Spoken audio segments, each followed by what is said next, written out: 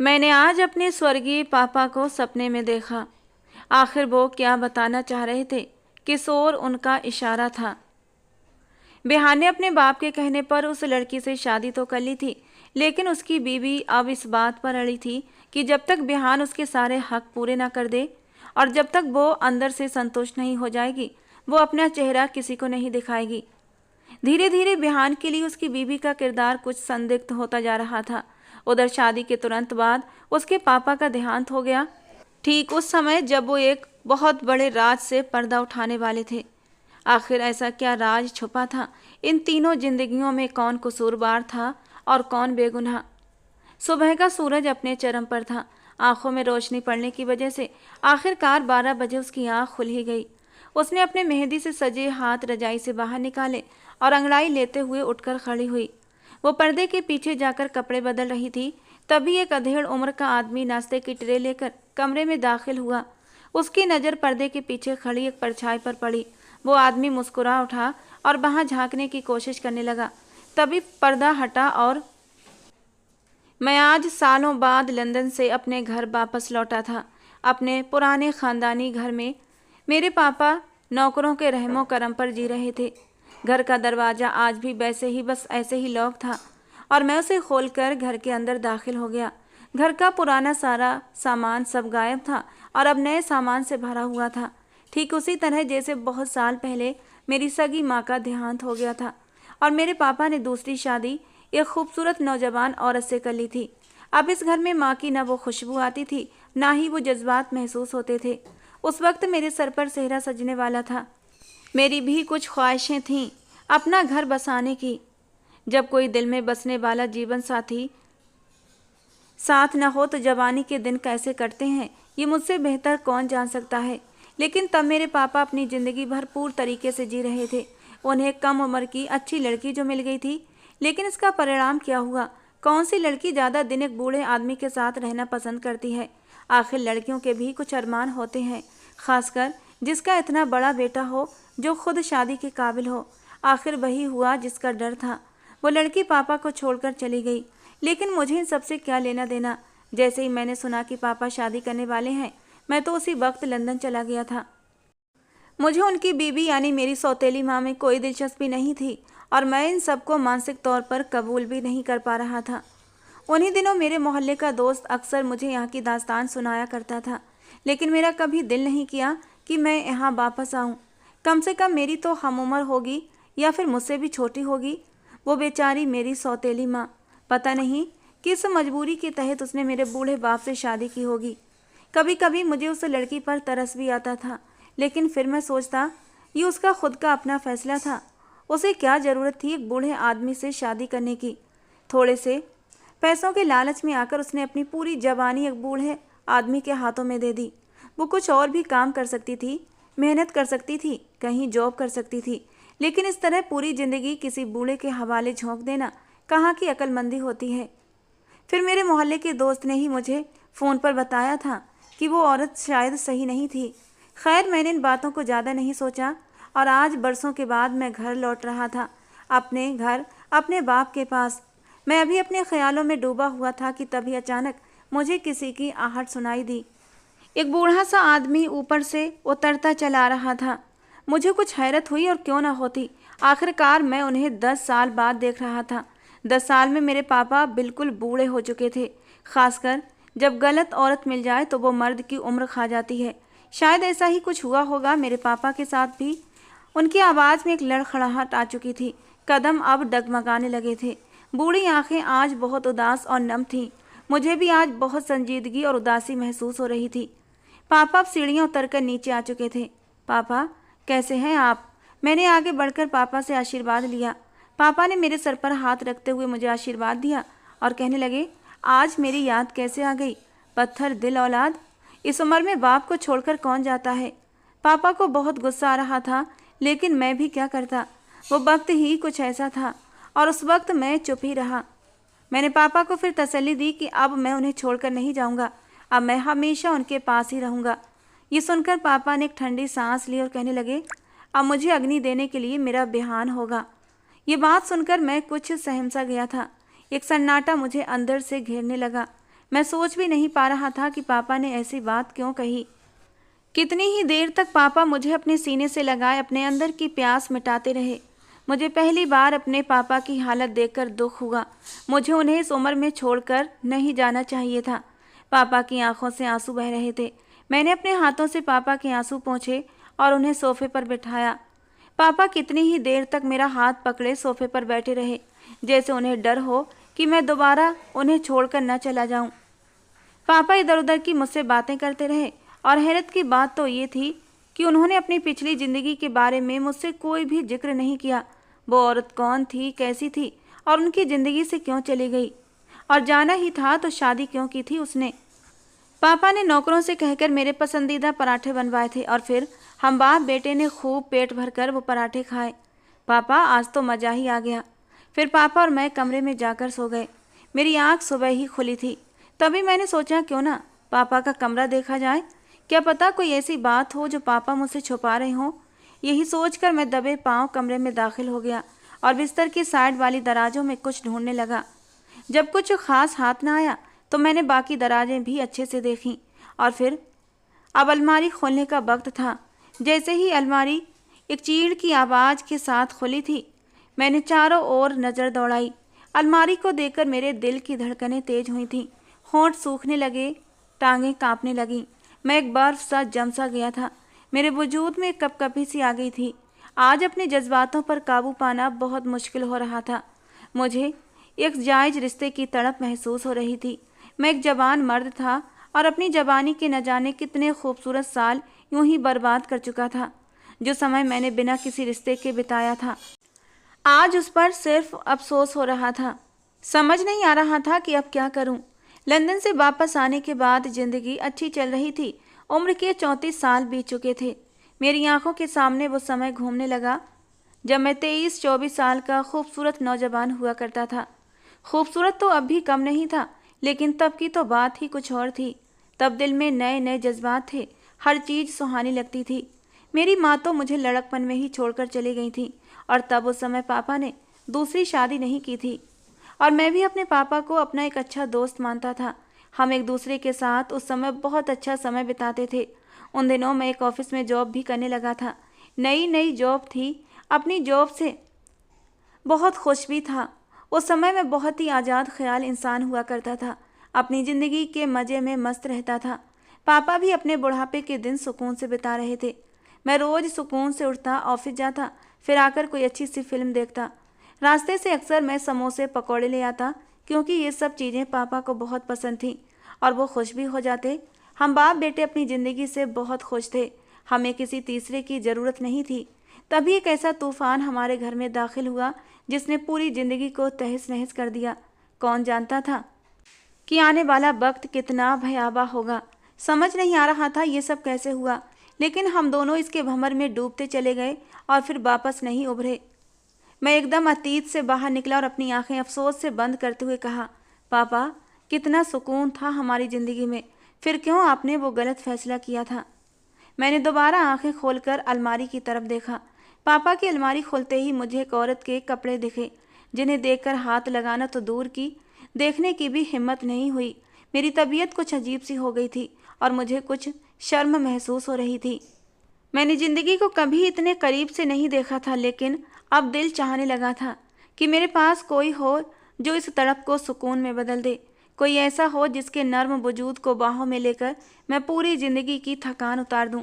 वो अपनी नर्म मुलायम उंगलियों से मेरे सर की मसाज करते हुए कहे, मैं आपके लिए एक कप कॉफ़ी बनाकर लाती हूँ, आपकी सारी थकान उतर जाएगी। मैं अपने ख्यालों से बाहर आया। वो बेहया कपड़े आज मेरे काम में रुकावट बन गए थे, नहीं तो कब का मैं पापा की अलमारी चेक कर चुका होता। मेरी हिम्मत ही नहीं थी कि उन कपड़ों को हाथ लगाता।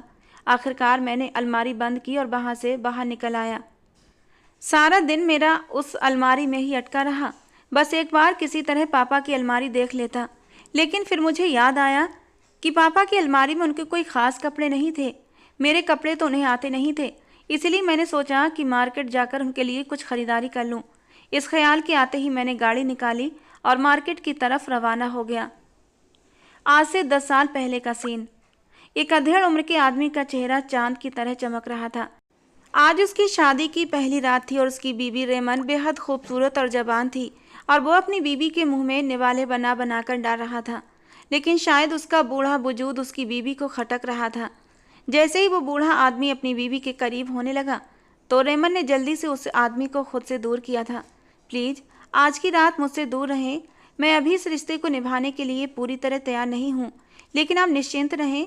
मुझे थोड़ा सा समय दें, मैं खुद ही आपके करीब आऊँगी।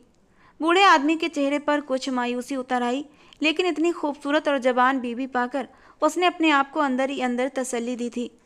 कोई बात नहीं रेमन, तुम जितना समय चाहो ले सकती हो। ये कहकर वो अपना तकिया उठाकर दूसरे कमरे में चला गया था। 2 दिन बाद रेमन ने अपने पति को काम के सिलसिले में कहीं भेजा और घर में कुछ जल्दी जल्दी ढूंढने लगी। हड़बड़ी में अलमारी के ऊपर से एक फ्रेम जोर से उसके सर पर आकर गिरा। वो सिर सहलाती उस फ्रेम को देख रही थी। उसने जल्दी से अपने दुपट्टे से फ्रेम पर जमी धूल साफ की और बेख्तियार उसे चूम लिया। फ्रेम में जगमगाती तस्वीर देखकर उसकी धड़कनें तेज हुई थीं। उसके चेहरे पर सुकून उतर आया था। अब उसे उस अधेड़ उम्र के शख्स के साथ अच्छे से रहना था। आखिर वही तो था सारे तालों की चाबी। मॉल के पास मैंने गाड़ी पार्क की और एक ठंडे से मॉल में दाखिल हो गया। मॉल में चारों ओर शादीशुदा जोड़े बैठे थे जो अपनी ज़िंदगी का लुत्फ उठा रहे थे। कुछ के साथ उनके बच्चे भी थे जो खा पी रहे थे। आज सालों बाद एक ख्वाहिश फिर से उभरी थी। आज फिर दिल चाहा कि काश मैं भी यहाँ किसी के साथ आता, शॉपिंग करता, कोई मुझे सलाह देता, किसी के साथ खाता पीता। काश उस पल मैंने कुछ और मांग लिया होता तो मुझे वो भी मिल जाता। पापा के लिए कपड़े खरीदने के बाद मैंने वहाँ चाय पी और फिर बिल देने लगा कि तभी मैं बिल देकर फ्री हुआ था कि सामने से एक लड़की भागती हुई आई और मुझसे टकरा गई। उसकी तेज तेज सांसें मेरी धड़कनों में महसूस हो रही थी। वो लड़की पूरी तरह नीचे से ऊपर तक ढकी हुई थी, यहाँ तक कि उसका चेहरा भी मास्क के पीछे छिपा हुआ था। पलक झपकते ही उसके पीछे कुछ अजीबोगरीब हुलिये वाले लोग खड़े थे। मुझे समझ नहीं आ रहा था ये लोग कौन हैं। उन सब ने पिस्टल भी छुपाई हुई थी। अचानक उस लड़की ने खुद को मुझसे अलग किया और कहने लगी, ये मेरे पति हैं। मैं उस लड़की की तरफ हैरान नज़रों से देखने लगा। मैं तो उसे जानता तक नहीं था, फिर वो मुझे अपना पति क्यों बता रही थी। मुझे ऐसा लगा जैसे वो कोई पागल हो, कोई पागल मेरे पल्ले पड़ गई हो, या फिर ये लड़की अपना दिमागी संतुलन खो बैठी हो। कहीं ऐसा तो नहीं कि उसकी याददाश्त चली गई हो। झूठ मत बोलो। सामने से उन आदमियों की भद्दी आवाज़ें आ रही थी। मैंने इस वक्त ये समझने की कोशिश की कि आखिर हो क्या रहा है। वो लड़की मेरी ओर मुड़ी और आंखों से मुझे कुछ इशारा करने लगी। उसकी आंखें बहुत ही नशीली थीं और अगर उनमें कोई डूबने का खतरा था तो वो मेरा था, क्योंकि वो मुझे मुफ्त में अपना पति बना चुकी थी। मुझे भी कुछ शरारत सूझी। मैंने उस लड़की का इशारा समझ लिया था।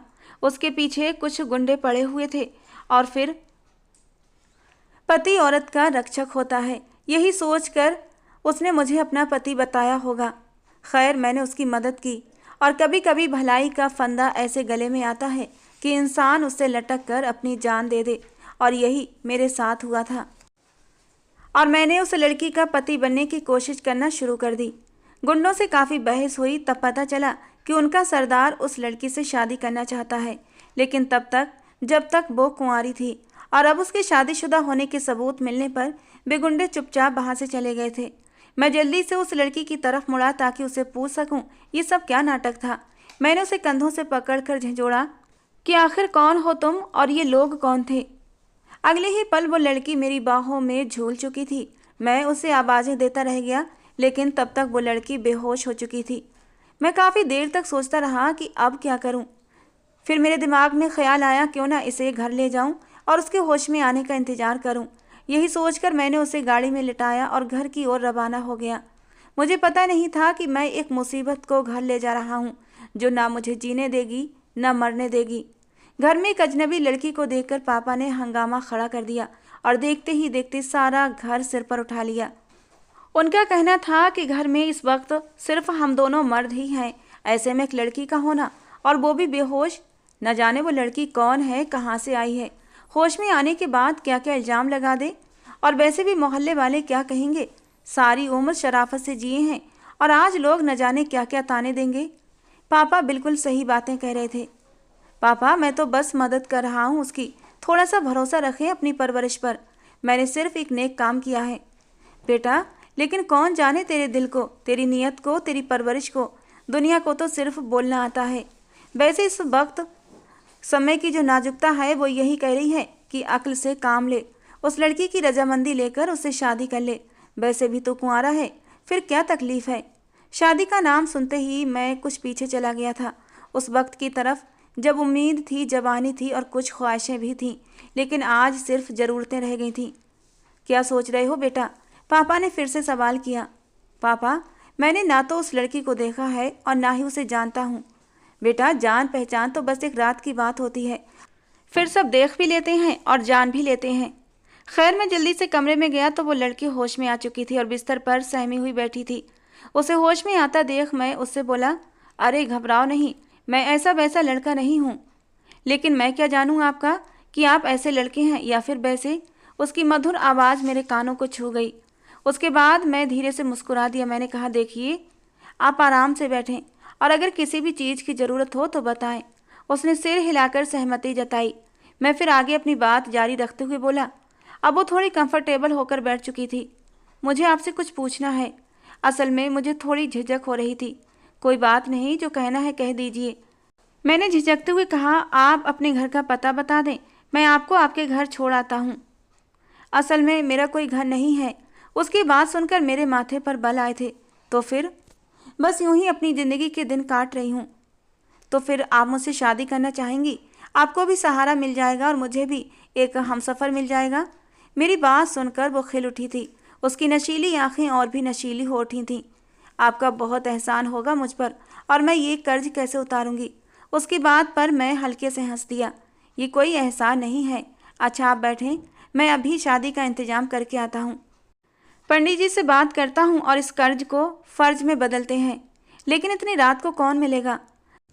पास में ही हमारी कॉलोनी के मंदिर के पंडित जी मिल जाएंगे, मैं उन्हें लेकर आता हूँ। तुम तैयार हो जाओ। ये मेरी मम्मी का जोड़ा है, पहन लो और अपना नाम तो बता दो। वो मेरा नाम ऐमन है। बहुत ही प्यारा नाम है कि तभी मेरे पापा के पुकारने की आवाज़ आई थी। अच्छा, चलता हूँ, पापा बुला रहे हैं।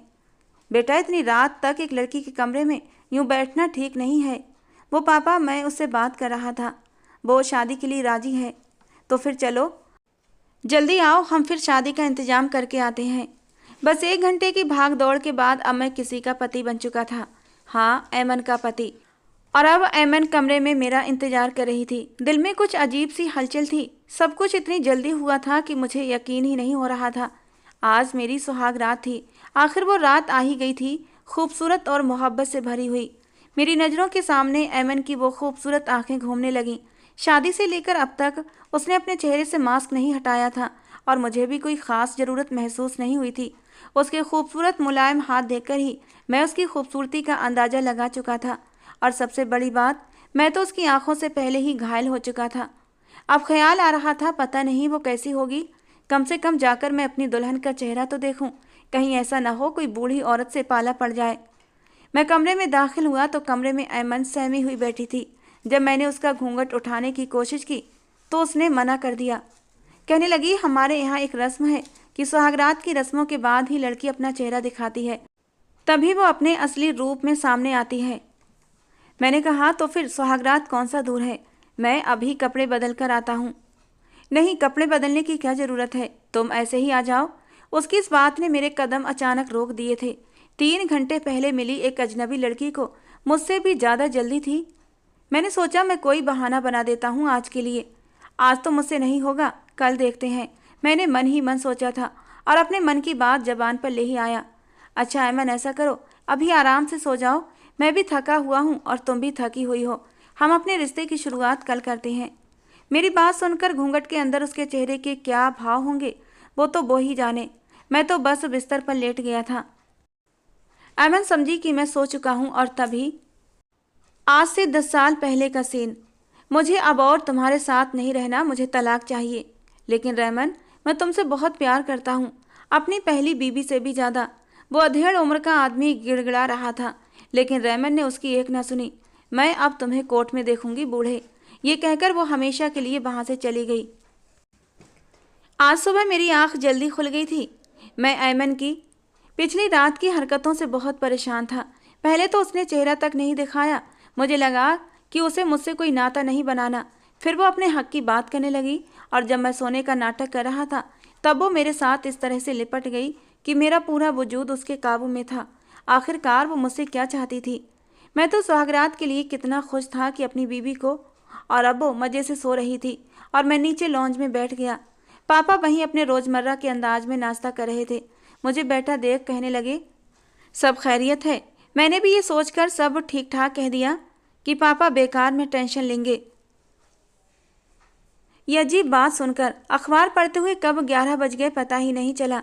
फिर मैं ऊपर अपने कमरे की खैर खबर लेने गया। ऐमन तैयार हो रही थी। मुझे देखते ही उसने जल्दी से अपना चेहरा ढक लिया था और फिर शिकायतें करने लगी। आपको कोई जल्दी नहीं है मेरा चेहरा देखने की? नहीं तो कल रात ऐसे ही ना गुजरती। सुनो, तुमने बेकार की शर्त रखी है, अब इस घूंघट को हटा दो। मुझे अचानक ही गुस्सा आ गया था ऐमन पर। फिर मैंने खुद को काबू में किया।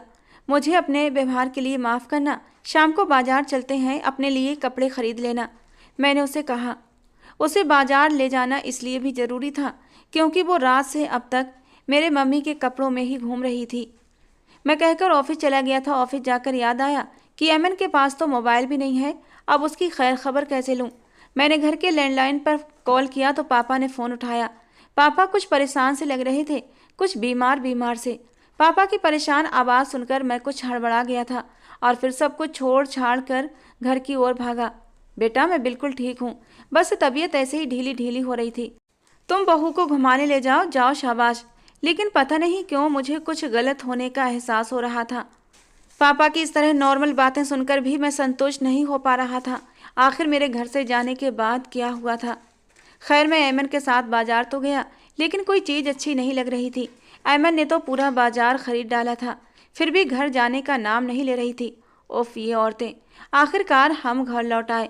आज भी मुझे ऐमन के करीब जाने की कोई दिलचस्पी नहीं थी क्योंकि मेरा सारा ध्यान पापा की तरफ था। लेकिन रात में ऐमन कुछ अजीब हो जाती थी। वो मेरी बाहों में खुद को बेतरह से चिपका लेती थी। आज भी बहुत मेरे बेहद करीब हो गई थी। उसके होंठ मेरी गर्दन पर महसूस हो रहे थे। उसकी दोनों टांगों में एक अजीब सी बेचैनी थी, जैसे न जाने क्या होने वाला था। अपनी गर्म गर्म सांसों से मुझे बहकाने लगी थी। पूरे कमरे में अंधेरे का राज था। उसका नर्म नाजुक वजूद मेरी बाहों में था। मैं कब तक खुद पर कंट्रोल करता? मेरा वजूद भी हिल चुका था। दिल में प्यास महसूस हो रही थी। एक तपिश ने मुझे घेर लिया था। मेरी सहन शक्ति अब ख़त्म हो चुकी थी। मैंने अपनी शर्ट के बटन खोले लेकिन पता नहीं क्यों मैं ऐमन के साथ कुछ भी करने के लिए खुद को तैयार नहीं कर पा रहा था। अंदर से एहसास होता था जैसे ये सही वक्त नहीं है। और फिर मैंने एक बार खुद को फिर से काबू में किया। सुबह मेरे शरीर पर हर तरफ लाल निशान थे। ये सब देखकर मुझे बहुत गुस्सा आया था, लेकिन फिर भी मैं नहा धोकर नीचे चला आया। नौकरों ने कल की मीटिंग की रिपोर्ट दी। आज थोड़ा फ्री था। पापा की तबीयत भी ठीक नहीं लग रही थी, इसीलिए आज मैंने ठान लिया था पापा को डॉक्टर के पास लेकर जाऊंगा। लेकिन पापा नहीं माने। मैंने बहुत कोशिश की लेकिन कोई फ़ायदा नहीं हुआ। 2-4 दिन में पापा की तबीयत और भी बिगड़ने लगी और एक दिन मुझे ऑफिस में फ़ोन आया कि पापा की तबीयत एकदम ख़राब हो गई है। मैं भागा भागा घर पहुंचा, लेकिन बहुत देर हो चुकी थी। पापा का पूरा शरीर पसीने में नहाया हुआ था। वो कुछ अटक अटक कर बोलने की कोशिश कर रहे थे। मुझे कुछ राज बताना चाहते थे। टूटी फूटी आवाज़ में कुछ कह रहे थे। मैंने पापा को अपनी बाहों में समेटा हुआ था। पापा प्लीज़ आप खामोश रहें, प्लीज़ कुछ मत बोलें, मैं आपको डॉक्टर के पास लेकर चलता हूँ। मैं रो रहा था, लेकिन पापा ने हाथ पकड़कर मुझे रोक लिया। इशारे से कहने लगे कि उन्हें डॉक्टर के पास नहीं जाना। वो मुझे कुछ समझाने की कोशिश कर रहे थे, कुछ बताना चाहते थे लेकिन बता नहीं पा रहे थे। मेरा ध्यान उनके इशारों पर नहीं था। मैं तो ये देख रहा था मेरे पापा बहुत तकलीफ में थे। मैंने जल्दी से उन्हें उठाकर अपनी गाड़ी में डाला और फिर तेज़ स्पीड में गाड़ी चलाता हुआ मैं अस्पताल पहुंचा था। इमरजेंसी में उनको फ़ौरन ले लिया गया था। डॉक्टर अपनी हर मुमकिन कोशिश कर रहे थे, लेकिन पापा पर पैरालाइज का अटैक हुआ था। उनका मुंह बंद हो चुका था। अब वो कुछ बताने के काबिल नहीं थे, सिर्फ उनकी आंखें चल रही थीं। उनके हाथ पैर अब बिल्कुल भी काम नहीं कर रहे थे। धीरे धीरे मुझे एहसास हुआ कि ऐमन किसी काम की नहीं है। उसे बस एक मर्द का शरीर चाहिए। वो मर्द की प्यासी औरत थी, क्योंकि हर रात वो खुद से मेरे करीब आने की कोशिश करती और मुझे ये सब अच्छा नहीं लगता था। मुझे अपनी गलती का एहसास हुआ। मुझे इतनी जल्दबाजी में शादी नहीं करनी चाहिए थी और ऊपर से उसका वो घूंघट। घर की हालत को देखते हुए मैंने पापा को अस्पताल में ही भर्ती करा दिया था। मैं अक्सर उन्हें देखने जाता था। हैरानी तब हुई जब डॉक्टर ने बताया कि उनके पेट में कुछ जहरीले तत्व पाए गए हैं। इस बात से मैं बिल्कुल सहमत नहीं था। इतने समय तक तो कभी कुछ ऐसा नहीं हुआ था, लेकिन अब अचानक ही मेरे मन में ऐमन का ख्याल आया था। अगर ये ऐमन है तो मैं उसे छोड़ूंगा नहीं। मेरा चेहरा गुस्से से लाल हो गया था। एक दिन बाद वही हुआ जो भगवान की मर्जी थी। पापा मुझे अकेला छोड़कर चले गए। आखिर वो मुझे बताना क्या चाहते थे? पोस्टमार्टम की रिपोर्ट्स में जहरीले जानवर के काटने का मामला सामने आया था और ये बहुत हैरानी की बात थी। मैं उस दिन छत पर अकेला बैठा था पापा के गम में। तभी मेरे सामने एक साया आया। मैंने मुड़कर देखा तो बहुत ही खूबसूरत प्यारी सी लड़की मेरे सामने खड़ी थी। मैंने तुरंत चौंक कर पूछा, तुम कौन हो? बेहान, मैं आपकी बीबी ऐमन हूँ। अरे तुम, मैं तो डर गया था। खैर ये बताओ, बिना अपना हक लिए तुमने घूंघट कैसे हटा दिया? आज वो बिना घूंघट के मेरे सामने आई थी। वो वाकई बेहद खूबसूरत थी, मेरी उम्मीद से भी कहीं बढ़कर। मेरी बात सुनकर उसने उदास सा चेहरा बनाया था। कहने लगी, मुझे नहीं पता कब आप मेरी आत्मा को छुएंगे, कब मुझे महसूस करेंगे। वैसे भी अभी आप अपने पापा के गम में हैं। सुबह से आपने कुछ भी नहीं खाया है। आज मुझे ऐमन की बातें अच्छी लग रही थीं। मैंने उसका हाथ पकड़ा और उसे अपने पास बिठा लिया। ऐमन, एक बात समझ नहीं आती। क्या? उसने पूछा। पापा की मौत। ये सुनकर ऐमन के चेहरे का रंग उड़ा था। देखिए, ये बातें मत कीजिए, मैं डर जाती हूँ। वैसे भी ये मातम वाला घर है, कोई है भी नहीं। मुझे कुछ अजीब सा लग रहा है। अच्छा, अगर तुम डरती हो तो नहीं करता बात। अगले दिन मैं सुबह सुबह पापा के कमरे में चला गया। पापा की तस्वीर के सामने खूब रोया। आखिर मेरे पापा मुझे क्या बताने वाले थे? और वो जहरीला जानवर, आखिर पापा को उसके काटने का कैसे पता न चला? हाय मेरे पापा, मुझे कुछ तो बताते। मैं बहुत रोया और फिर थोड़ी देर बाद बाहर आया। अब गम था और गम को आने में तो वक्त लगता ही है, और जाने में भी। मेरे लिए मेरे पापा की मौत एक सवालिया निशान बन चुकी थी। उस जहरीले जानवर ने मुझे, ऐमन या किसी नौकर को क्यों नहीं काटा? इस हादसे को कुछ दिन बीत चुके थे और जैसे ही मातम का रंग उतरने लगा, ऐमन मुझ पर नए रंग चढ़ाने को तैयार थी। आज शाम जब मैं ऑफिस से घर आया तो ऐमन जो कपड़े पहने बैठी थी वो मेरे होश उड़ाने के लिए काफ़ी था। उसे इस अधकुले रूप में देखकर मैंने खुद को कहीं खोता हुआ महसूस किया और अगले ही पल मैं ऐमन से लिपट गया। दिल की धड़कनें शोर मचा रही थीं। आज मैं हद से गुजर जाना चाहता था कि तभी मेरे होंठ ऐमन के होंठों के पास जाते और उन्हें अपनी जकड़ में लेते कि मैं चौंक उठा था जब ऐमन ने खुद ही आगे बढ़कर मेरे होंठों को अपने होंठों की कैद में लिया था और बेतहाशा मेरे होंठों का रसपान करने लगी। उसकी ये तड़प, उसकी ये बेकरारी, मेरा पूरा वजूद ठंडा होता चला गया था। वो मेरे साथ जो हरकतें कर रही थी, ऐसा लगता था वो सारे काम ये पहले ही कर चुकी है। अगले ही पल मैंने ऐमन को खुद से दूर धकेला था, लेकिन ऐमन तो जज्बातों से भर चुकी थी। वो मुझे छोड़ना नहीं चाहती थी। वो मेरे शर्ट के बटन खोलने लगी, लेकिन मैंने उसे खुद से दूर धक्का दिया था और मेरे इस तरह धक्का देने पर वो बहुत रो रही थी, चिल्ला रही थी। लेकिन मेरा हक था सवाल करने का। मैंने उससे सवाल किया, ऐमन ये सब क्या है? लेकिन ऐमन ने मेरी बात का कोई जवाब नहीं दिया। ऐमन ने ज़बरदस्ती मेरे मुंह में कुछ डाला था, जिससे मैं कुछ ही देर में मदहोशी में डूब गया। और फिर ऐमन ने जो कुछ किया वो बर्दाश्त के बाहर था। मैं उससे खुद से दूर हटाने की कोशिश कर रहा था, लेकिन अब मैं मजबूर हो चुका था और धीरे धीरे वो मेरे साथ सारी हदें पार करती चली जा रही थी। सुबह मैं बिस्तर पर ऐसी हालत में था कि न मेरी इज्जत बची थी और न कोई आदर सम्मान। खुद को यूं देखकर आज मैं अपनी ही नज़रों में गिर गया था। मेरा सारा वजूद टुकड़े टुकड़े हो चुका था। होश कुछ बहाल हुए तो मैं फ्रेश होकर नीचे आया। ऐमन उस समय नाश्ता कर रही थी और मुझे आते देख शरारत से मुस्कुराने लगी। काश मैं भी उस पल को जी सकता, लेकिन मैंने उसका हाथ खींचा और कमरे में ले गया। क्यों किया तुमने मेरे साथ ऐसा? तुम पहले से शादीशुदा हो, तुमने क्यों नहीं बताया? छोड़ो मेरा हाथ। उसने अपना हाथ छुड़ाया। मैंने सोचा था आज नहीं तो कल तुम्हें पता चल ही जाएगा। और क्या हो गया? आखिर इसमें ऐसी बड़ी बात क्या है? सबकी तलाकें होती हैं, मेरी भी तलाक हो गई थी। मैंने गुस्से से अपने दांत भींचे और उसको बालों से पकड़ा। और रात रात तुमने मेरे साथ क्या किया था? क्या मतलब है इस बात का? मैं आपसे प्यार करती हूँ। एक प्यासे को पानी पीते पीते कुएं से हटा दिया जाए तो वो भला क्या करेगा? मेरी भी कुछ इच्छाएं हैं। उसने कहा तो मैंने तड़प कर कहा था, इच्छा या फिर हवस? और ये सवाल पूछते ही उसकी आंखें लाल हो गई थीं। इस बार वो मुझ पर गुस्से के मारे टूट पड़ी थी। मेरा सारा दिन बहुत बुरा गुजरा था। एक तो ऐमन का ऐसा बर्ताव, ऊपर से पापा भी नहीं थे। रात में थक हार कर सो गया, लेकिन आधी रात मैं चौंक कर उठा। मेरे कानों में पापा की आवाज़ आई थी, बेहान पीछे हटो। मैं पापा पापा चिल्लाते हुए पूरे घर में उन्हें ढूंढने लगा। फिर आखिरकार थक हार कर वापस कमरे में आ गया। दिल में एक घुटन थी, पापा की अधूरी बात और वो आवाज़। कहीं मेरे लिए कोई इशारा तो नहीं। मेरे दिलो दिमाग को तरह तरह के ख्यालों ने घेर लिया था। 2 दिन बाद मैंने सपना देखा कि मैं आग में जल रहा हूँ। इस बार मैं समझ गया था कि मुझसे कोई गुनाह हुआ है। मैं तुरंत पापा के कमरे में गया और अलमारी खोली। कुछ चीज़ें इधर उधर की, लेकिन कुछ समझ नहीं आया। फिर सोचा क्यों ना ऐमन की अलमारी देखी जाए। ऐमन की अलमारी में भी कुछ नहीं मिला तो मैं मायूस हो गया। आज रात फिर से पापा सपने में आए थे और कहने लगे, संभल जा बेहान। फिर मैंने अपना जायजा लेना शुरू किया। पता नहीं क्यों मेरा शक बार बार ऐमन पर जाकर टिक जाता। कुछ तो राज छुपा था उसकी शख्सियत में जो मैं जानना चाहता था। मैं हर वक्त घर में नहीं होता था, लेकिन नौकर तो होते थे। मैंने अपने पुराने वफादार नौकरों से पूछा कि ऐमन घर में ज़्यादातर कहाँ कहाँ जाती है। एक नौकर ने बताया कि ऐमन ज़्यादातर गार्डन में पाई जाती है और उस वक्त वो वहाँ पर काम करने वाले माली को गार्डन से हटा देती है। उसके हाथों में कुछ सामान होता है और वह अपना खुफिया सामान एक क्यारी में छुपा देती है। ऐमन के घर में होते हुए ये सब करना बहुत मुश्किल था। मैंने बहुत सोचा, फिर ऐमन को एक धार्मिक स्थान पर ले गया और वहीं छोड़ आया। ऐमन साथ आने की जिद कर रही थी, लेकिन मैं भी बातों में माहिर था। घर आते ही मैंने सारी क्यारियों की खुदाई शुरू कर दी। ऐमन के पास आखिर क्या सामान हो सकता था। वो तो इस घर में बिल्कुल खाली हाथ आई थी। ऐमन का चरित्र काफ़ी संदिग्ध लग रहा था।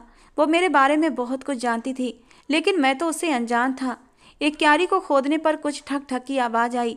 जिज्ञासा में आकर मैंने जल्दी से खोदा तो एक स्टील का डिब्बा बरामद हुआ, लेकिन उस पर ताला लगा हुआ था। मैं उसे अंदर ले गया और ताला तोड़ दिया। उसमें कुछ कागज़ थे। खोलने पर पता चला वो तो शादी के पेपर थे, आज से 11 साल पुराने। ये देखकर मैं हैरान हो गया। कोर्ट से रजिस्टर्ड पेपर किसी रेमन और संजय त्रिपाठी के नाम के थे। संजय त्रिपाठी तो मेरे पापा का नाम था, लेकिन पेपरों को देखकर मैं हैरान हुआ था।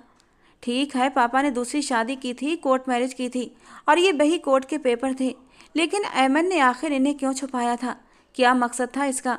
वो तो बिल्कुल खाली हाथ आई थी इस घर में। क्या उसके आने का कोई मकसद है? कहीं पापा की मौत में उसका हाथ तो नहीं? हे भगवान, मेरा सिर दर्द से फटने लगा। मैंने इस बारे में ऐमन से बात नहीं की। इन सारे सवालों के जवाब उस दिन मिले जब पापा के दोस्त अचानक पापा की मौत की खबर सुनकर हमारे घर चले आए। रूखी सूखी हाय हेलो के बाद बातचीत चलती रही और फिर अचानक ही ऐमन कमरे से बाहर आई थी। उसे देखकर पापा के दोस्त खड़े हो गए। नमस्ते भाभी। भाई साहब के जाने का बहुत दुख हुआ। अभी कुछ ही समय हुआ था आपकी शादी को, और अब ये विधवा की ज़िंदगी। बेटा, अपनी माँ का बहुत ख्याल रखना। माँ? ये बात सुनकर मैं सदमे में आ गया और ऐमन का चेहरा भी सफ़ेद पड़ गया। ऐमन बहुत ज़्यादा घबरा गई थी। उसकी हालत देखकर मैं समझ गया कि सारा कसूर उसी का था, लेकिन फिर भी मेरी गैरत ने ये सब बर्दाश्त नहीं किया और मैं आखिरकार बोल ही पड़ा, अंकल आप होश में तो हैं? ये मेरी बीबी है ऐमन। नहीं, ये तुम्हारे बाप की बीबी है रेमन। तुम्हारा बाप क्या मरा? तुम तो पागल हो गए। ठीक है, भाभी जवान है, कम उम्र है, लेकिन इसका ये मतलब नहीं कि तुम अपने बाप की अमानत में खयानत करोगे। बदतमीज इंसान, और कितना गिरोगे। भले सौतेली है, लेकिन ये तुम्हारी माँ है। ये सब सुनकर मेरी बर्दाश्त की सीमाएं टूट गईं। ऐसा लगा जैसे पूरे घर की छत मेरे सर पर आ गिरी हो। मैं फटी फटी आंखों से कभी ऐमन को देखता तो कभी सामने बैठे पापा के दोस्त को। सब कुछ मेरी आंखों के सामने क्लियर होता जा रहा था। कितना बड़ा धोखा खाया था मैंने। किसी की भी गलती नहीं थी, गलती तो मेरी थी कि मैंने इतनी जल्दबाजी में ये फैसला लिया था। मैंने खूनी नज़रों से ऐमन को देखा। मैंने चिल्लाना शुरू कर दिया, मैं नहीं गिरा हुआ हूँ, ये गिरी हुई है, बदचलन है। इसने पापा से उस वक्त तलाक लेकर आज मुझसे शादी कर ली। बेहया औरत। दुख से मेरी आंखें भर आई थीं। अंकल हैरान खड़े थे। अब मुझसे उस औरत का वजूद एक मिनट भी बर्दाश्त नहीं था। अब मुझे समझ आ गया कि पापा क्या बताने वाले थे और किसने उन्हें बेरहमी से मार डाला। मेरी बात सुनो, मुझे कुछ नहीं पता था। मैंने अपने पहले पति को नहीं पहचाना था। आप खुद बताइए, वो इतने बूढ़े हो गए थे, मैं उन्हें कैसे पहचान पाती? मुझे नहीं पता वो मेरे पहले पुराने पति थे जिससे मेरी 11 साल पहले शादी हुई थी। हाँ, मेरा उनसे तलाक हो गया था, लेकिन मुझे ये नहीं पता था तुम मेरे पति के बेटे हो। मुझे माफ़ कर दो, मुझे कुछ नहीं पता था। अमन ने कभी सोचा नहीं होगा कि उसका राज यूं खुल जाएगा और वो एक दिन खुद सामने आकर खड़ी हो जाएगी। खैर, उसने बहुत मेहनत की थी, लेकिन अब उसके हाथ में कुछ नहीं बचा था सिवाय पछतावे के। जब तक पापा जिंदा थे उसने अपनी सूरत नहीं दिखाई, और जैसे ही पापा मरे अगले ही दिन बिना घूंघट के मेरे सामने आ गई थी। मैं टूट चुका था, अपने वजूद के टुकड़े समेट रहा था कि इतने में अंकल ने पुलिस बुला ली और अमन को गिरफ्तार करवा दिया। ये सब इतना जल्दी हुआ था कि कुछ समझ नहीं आ रहा था। कुछ पल गुजरे थे और मेरा कांच का घर टूट गया था। जिंदगी और भी बदतर हो चुकी थी। सही कहते हैं बड़े बुजुर्ग, जब शादी करो तो सारी छानबीन करो, खानदान देखो और फिर फैसला करो। अमन से कोर्ट में जब सच्चाई उगलवाई गई तो मैं हैरान रह गया। उसने अपना सारा गुनाह कबूल कर लिया कि कैसे उसने हवेली के लिए पापा से शादी की। फिर एक दिन उसे मेरी तस्वीर मिली और वो मुझे पसंद करने लगी। मेरी तस्वीर देखते ही मुझ पर फिदा हो गई और उसने उसी वक्त सोच लिया कि वो मेरे बूढ़े बाप से छुटकारा पाकर मुझसे शादी करेगी। कैसे उसने पापा को छोड़ दिया। उसे पता था कि वो घर से जाएगी तभी मैं कभी ना कभी घर वापस जरूर आऊँगा। गुंडों का नाटक, शादी की नई रस्में, उसके बाद चेहरा न दिखाने की रस्म। मैं इतना बेगैरत नहीं था कि अपने बाप की छोड़ी हुई औरत से शादी करता और उसके साथ अपनी घर गृहस्थी बसाता।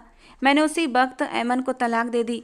वो रोती रही, गिड़गिड़ाती रही, लेकिन मैंने उस पर दया नहीं दिखाई। और आज मैं तन्हा जिंदगी गुजार रहा हूँ। किसी औरत पर विश्वास करने का अब मन ही नहीं होता और शायद यूं ही अब अकेले ही जिंदगी बसर हो जाएगी। दोस्तों, आज की हमारी कहानी कैसी लगी जरूर बताना। पसंद आई हो तो प्लीज़ लाइक करना। रोज़ एक नई कहानी सुनने के लिए हमारे चैनल को भी सब्सक्राइब करना। मिलते हैं दोस्तों अगली किसी नई कहानी के साथ।